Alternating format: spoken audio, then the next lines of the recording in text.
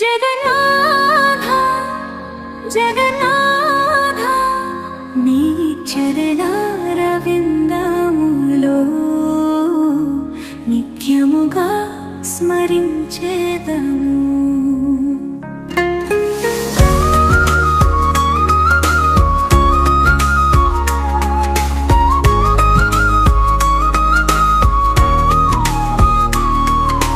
సప్తమి నాడు వచ్చి నీవు భక్తి మార్గములో నడిపి నీవు నీ కృపా కటాక్షంతో భాసిల్లెను లోకములన్నీ నీ మహిమను గానం చేయదము జగన్నాథ.